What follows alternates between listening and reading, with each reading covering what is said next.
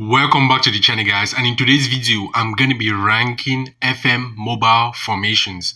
These are also real life formations that are just in FM26 Mobile, but I'm going to be ranking them from the best to the absolutely worst, and I'm going to be giving them a rating, also saying their pros and also saying their cons. But if you're new to the channel, like the video, subscribe, check out the Discord if you need help with anything concerning FM26 Mobile or just a place you want to talk with other football fans and stuff like that. Check out the Discord in the link below. But with no further delays, let's get straight into the video. One eternity later. So I'm here with Manchester City. I'm not using them or anything. I'm just doing it to demonstrate the tactics. First, we have a 4-1-2-2-1 formation.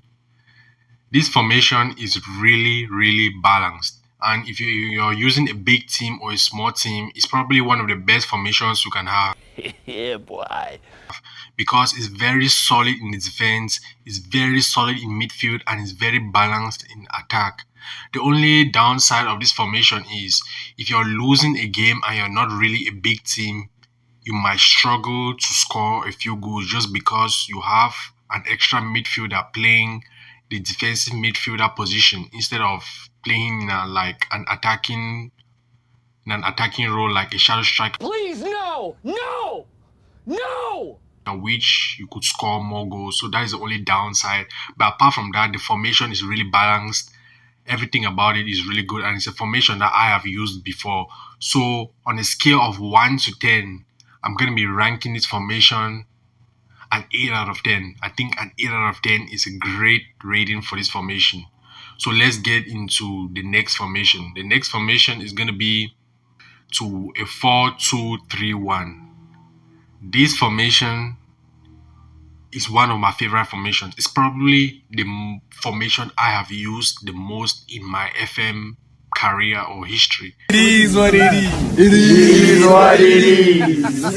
Just because it's solid defensively, the midfield is probably the best part about this tactic.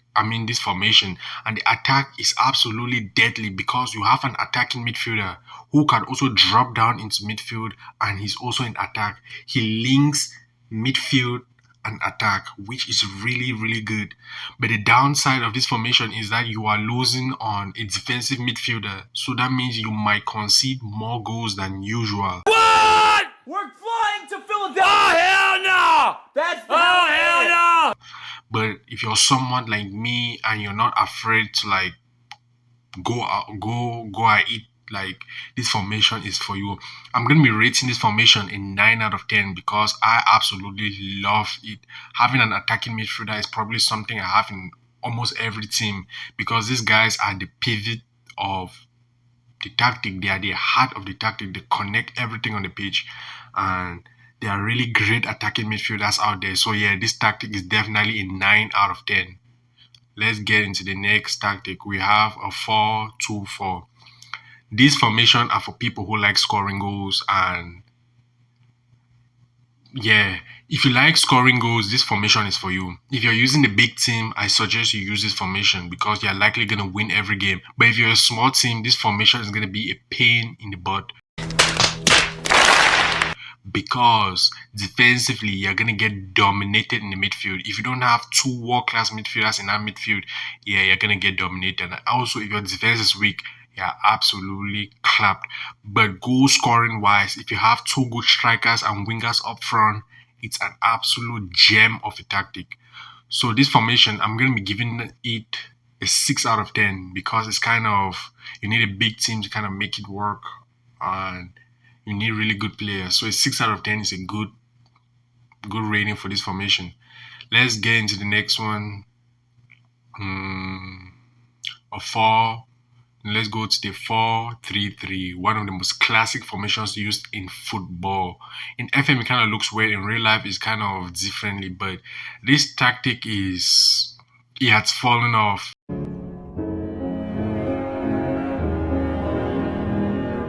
Not a lot of people use the 4-3-3 anymore. It's an iconic formation, but it definitely fell off. You have 3 in attack, 3 in midfield, and 4 in defense. This tactic is balanced in attack, is balanced in midfield, and is balanced in defense. The only downside is that there's not really much you can do. The tactic is very predictable.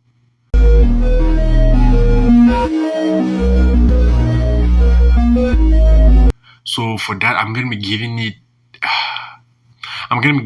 a 7 out of 10 because of how iconic the tactic is. But it's something that not a lot of people use these days just because of how predictable the tactic is. Then we have the 4-4-2. When you think about this formation, you think about Sir Alex Ferguson and Manchester United. This formation, what can I say? When I look at this formation, it reminds me of Ronaldo. Until today, this formation is still really good and I actually use it a lot. The only downside is attack might be a little bit lackluster, but it gets the job done. The tactic is very balanced because you have wide midfielders who play the role as wingers and also midfielders. Then you have two midfielders who play as the pivot. You have a solid defensive line of 4 defenders, and you can also play wing back. So this formation is really balanced and something that something I used and is still used today. So I'm going to be giving this formation a 7.5 out of 10. I think it's a really, really solid. For the next formation, we're going to be going to 3 at the back. No, not this. A 3-4-3. This formation, what can I say? You dominate midfield. Attack is very balanced and defense is not balanced. You're gonna score more goals. You're gonna concede more goals than you score goals if you don't use this formation correctly. Help me! But if you kind of play him as a shadow striker right here or bring him down into midfield, then you have Inter Milan's tactic, which is really solid and it actually works. This formation is for the people who have a big these are for the more skillful FM players who understand tactics and know how to deal with a formation like this because it's very tactical and the average FM player might not understand it. So for this formation, I'm going to be giving it a higher rating of an 8.5 because if you know what you're doing with this formation, you're going to absolutely dominate and you're going to be thinking, oh, he's going to concede goals.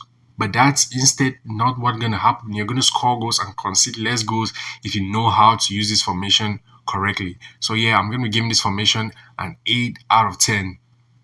For the next formation on the list, we are going to be going to a 4 at the back. I mean a 5 at the back, of course. There are different variations to this tactic, but I'm going to do this one. We have a 5-2-1-2. We all know this formation. We have all tried to use this formation. If you're using a small team or a team that is going through relegation, everybody wants to use this formation.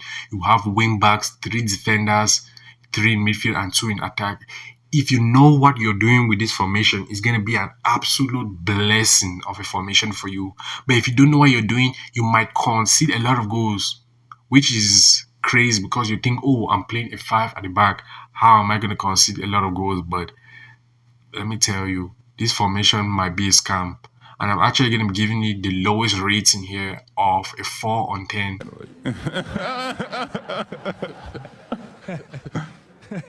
Just because I have used this formation and it didn't do the greatest. And I play FM a lot and I know a lot about tactics on FM and this tactic is not it. I don't think I've ever won a league or something using this formation. Brother, Even with big teams, they struggle to score with this formation. So I think it's probably one of the worst formations out there and I'm going to be giving it a 4 out of 10 as I said earlier. Then for the next formation, we're going to be coming back into this a 4-2-3-1 with 2 defensive midfielders. This is a formation that a lot of people use.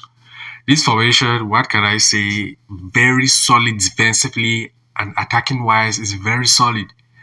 Midfield is one of the most interesting spots about this formation because you kind of have 2 defensive midfielders. It just matters what roles you play on those defensive midfielders that can determine if this tactic is going to work for you or not.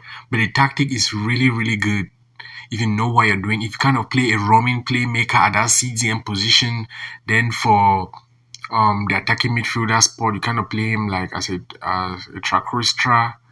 You might get the best out of this formation, but the formation is good. I haven't seen a lot of people using it. Most people usually switch it to something like this, play like one in midfield, is defensive midfielder, then have this guy play here, then bring Ake kind of as an inverted wing back so that he kind of slots into that position of Nico Gonzalez, because Gonzalez can play kind of like an anchor or like a ball winning midfielder kind of role. So this formation is really good and I actually like it. I'm going to be giving it a flat 7 out of 10. I've never personally used it for quite a while, but it is something that I'm willing to try out and something that I really think I could get good results with it because of how good it is. And of course, we have the two wingers and the striker up front, which is really good. So yeah, guys, I think that's it for this video. I just ranked FM tactics from a 1 to 10. Let me know down in the comment section what is your favorite tactic, how you will rate the tactics in this video, and like the video, subscribe. I'll see you guys in the next video.